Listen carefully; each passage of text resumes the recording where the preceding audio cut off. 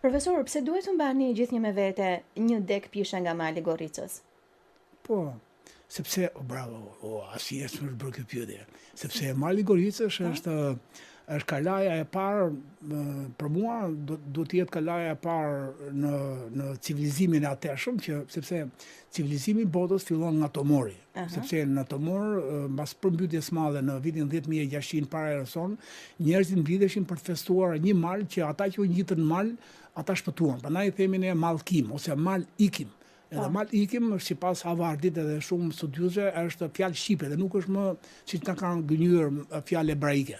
Pra, duke qenë civilizimi i parë, mbledhja e të gjithë popujve të atërshëm, 9.000, 8.000, 7.000, 5.000 vjet para, 4.000 vjet e tjera, mblidheshin në një fushë të madhe para malit Tomorit, ata sollën dhe në shkëmbim kultura, sollën civilizimin e parë. Dhe ata sistemuan shumë kala në Berat. Jo rasti Beratit, paktën sot ka 13 kala.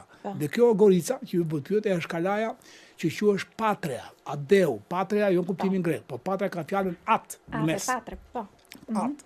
Pra, kalaja at e madhe. Edhe qyteti Beratit, kalaja që kemi ne sot, që vim vizitorë, quhet antipatria. Pra, sepse është përballë patrias. Pra, Gorica që është emër slav, i mëvonshëm, lagje gurtë Gorica, ndoshta nga ajo që bëheshin dardha jo të pjekura, se ka hije, nuk ka diell, edhe mund të quhet Gorica ajo lagje, dhe akoma sot është me shumë hije dhe pa diell, dhe ajo Gorica i mal që unë kam përballë shtëpisë, e shoh sa herë të dua atë mal, sepse dritaret në Mangalem janë edhe përballë Tomorit, po është e pamundur një shtëpi mos ketë një dritare nga Perëndimi.